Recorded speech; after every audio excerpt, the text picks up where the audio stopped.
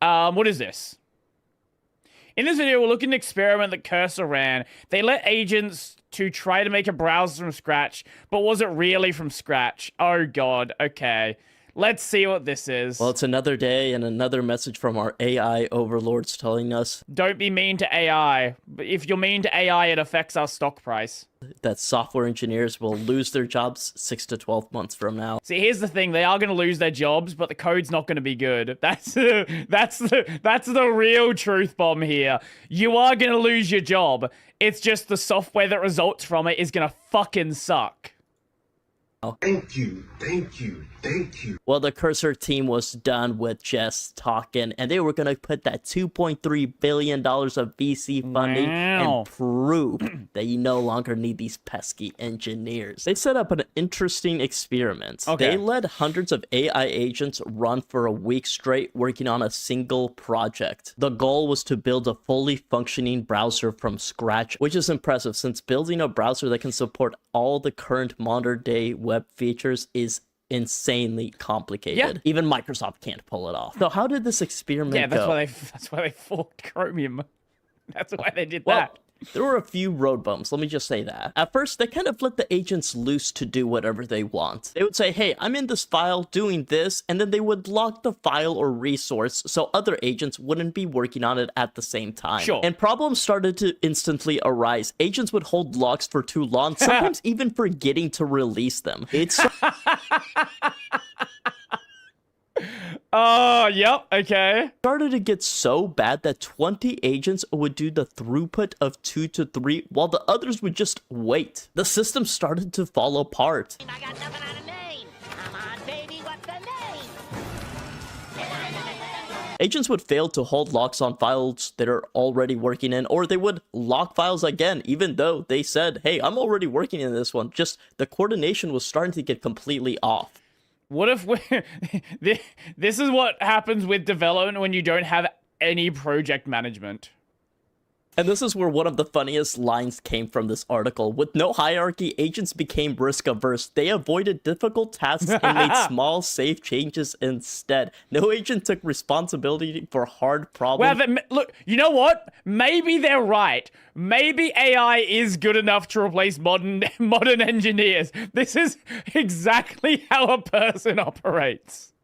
Or end-to-end implementation. This led to work churning for long periods of time without progress. You're just working for the sake of working and not actually achieving anything. Holy shit, it is already a real engineer. Maybe these agents were thinking exactly like developers, because hey, sometimes in planning you gotta go for the easy tasks, the easy wins, and leave the hard stuff to the other guy next to you. I'm not gonna lie. But since no progress was being made, the Cursor team went with a different approach. Instead of going with a flat structure where all agents are equal, they decided to split them up into planners and workers. Planners would look through the code base and make tasks for the workers to do. They could also spawn little minions that can make tasks themselves, making the whole process parallel and recursive. While workers would pick up tasks and focus entirely on finishing them. They don't coordinate with other workers or worry about the overall big picture. They just grind on their assigned tasks until it's done, and then they push their changes. At the end, a judge agent would take a look at the work that was done and determine whether to continue or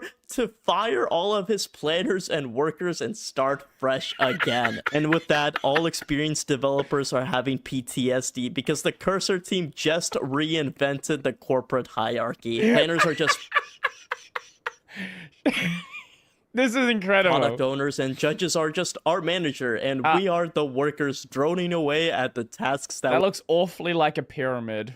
Were handed to us, hoping we don't get pipped next cycle. Maybe AI isn't so different from us. Maybe AI is just the friends that we made along the way. Well, this structure was left to run for a week straight with no human intervention. At least we assume no human intervention. And it wrote 1 million lines of code through 1,000 files. And remember, they said they used trillions of GPT 5.2 tokens. They never gave a breakdown of input versus output tokens. And let's say this is for only 1 trillion tokens used. This could have cost anywhere from 3 to 5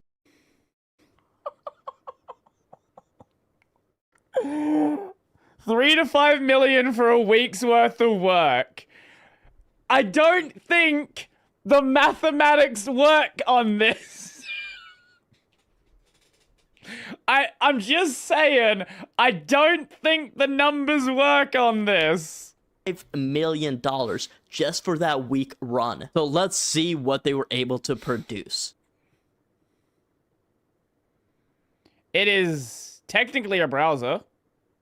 No, your screen did not break. What you just saw there was a $5 million browser in action. In the demo, it looks like it tries to load Apple's website and Medium. To be fair, Apple's website is fucking hard to... If you want a real good test of whether you have a performant, well-functioning browser, Apple's website, it pushes the limits. They do so much stupid shit on this site that you really need a well-functioning browser to do anything on it. $1 browser in action. In the demo, it looks like it tries to load Apple's website and Medium.com. Even though it might look bad, let's give them the benefit of the doubt because browsers are really, really difficult to implement, especially from scratch. So this isn't that bad for a week's worth of work. They were even generous enough to publish it all on GitHub for us to run. But there was a slight problem. If you tried to pull this project and run it yourself, it would not compile. Keep in mind this project was written in Rust, so that means the agents never did a cargo build or a cargo check, because when users did that, tens of errors popped up and hundreds of warnings, which led to some funny replies in the PR. Is there a CI that actually worked? The blog post mentioned something like it might look like just a screenshot, but blah blah blah. Is the screenshot the thing we're supposed to be impressed by? Because for all intents and matters, this project does not contain a functioning web browser by any measurements.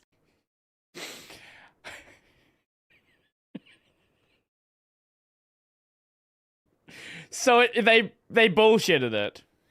And I'm not sure how anyone could have successfully ran this, at least with the code as it is right now. And the creme de la creme, investors can't read code and don't even know what GitHub is. The computer programmed itself so line go up. Brr. With this much backlash, the original developer at Cursor running this project had to put out a fix, and some suspect the fix was put in place by him and not done by the agents. That's because the git log for the project is kind of weird. Multiple commits from multiple different accounts, some from the original project founder, while others are from the bot, some are from Ubuntu, and some are from Google Labs, the Jules bot. But it's just hearsay. You don't really know what's going on there. But things didn't get easier for the Cursor team because people started to dive down into it at all. And even worse, it looked like the Cursor team was making some false claims. They had claimed that the AI agents had written an HTML parser, CSS parser, implemented JavaScript and CSS selector matching, SVG rendering, all from scratch. But if you take a look at the cargo toml file, which has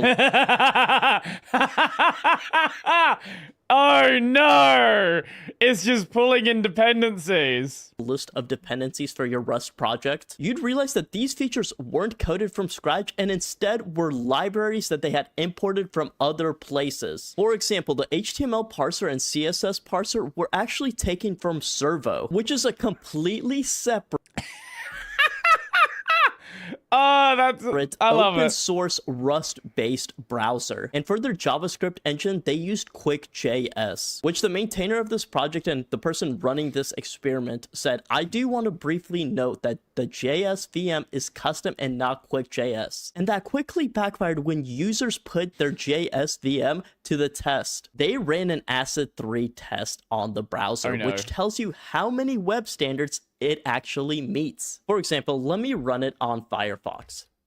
As you can see, it gets a score of 97 out of 100. What? How does the Cursor browser score? 3. Well, it couldn't even run the test because the custom JS VM was not able to execute it correctly. And a lot of developers had already suspected this. When they saw that it was a Rust-based browser, they assumed it was just taken from Servo or uses a lot of Servo implementation or has knowledge of Servo's code base, so it starts to just reuse that. But they never suspected that it would just import it straight from their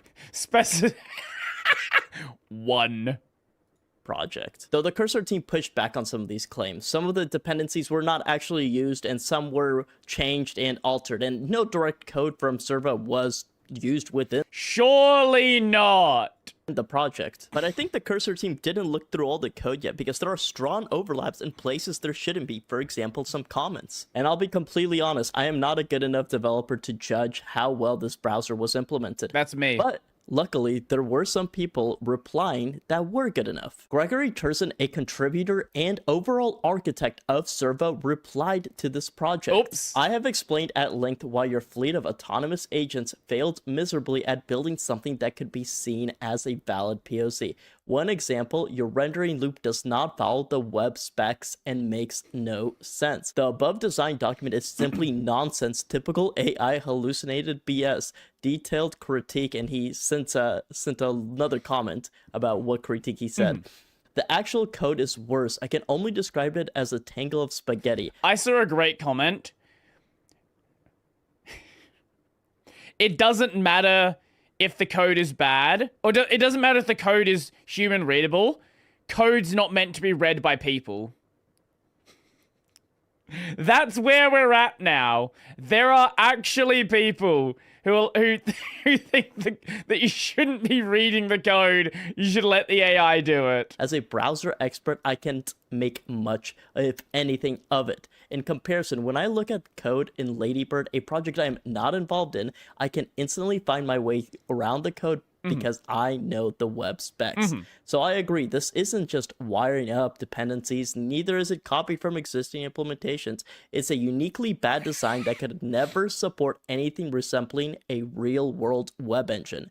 Now, don't get me wrong, I do think AI could be leveraged to build a web engine, but not by unleashing autonomous agents. You need humans in the loop at all levels of abstraction. The agents should only be used to bang out features, reusing patterns established or vetted by human experts. If you want to do this the right way, get in touch, which is just a great way to toss his ad in there, which I have to toss some respect to. I think Gregory's message puts it best. These AI agents didn't build a browser. They built something that they thought was a browser. Well, the fact that it doesn't even compile, like that, the fact that it didn't compile already means that you're just lying about everything it does. They didn't use web standards, they didn't follow conventions, they hallucinated and created a monstrosity that they can barely understand. AI is a powerful and useful tool, but that's what it is. It's a tool, and it's best harnessed by people and humans in the loop who know what they're doing. And reminds me of the time I was working with someone who used an LLM to generate C# code for reading Little Big Planet asset files. It did not compile, and we did not continue working together. Like, it's one thing to use AI to generate a solution, but, like, bare minimum, right? Not even bare minimum knowing it works. Bare minimum is knowing it compiles. If you submit code that doesn't even compile, you should just be immediately banned from a project. Like, you didn't test the code. Like, you're just wasting everyone's time. can guide it instead of thousands of agents working and toiling away at whatever they think is right. In the end, I think this was a marketing stunt by the Cursor team to justify their crazy $23 billion evaluation for a modified VS Code fork. But hey, I can't blame him. I'm a cheap knockoff, less experienced, worse dev Primogen fork, so we love Primogen. Game. But thanks for watching. Make sure to like and subscribe, and I'll fork you next time. That was fun. I like that. Oh god. I think that'll be the last one for today.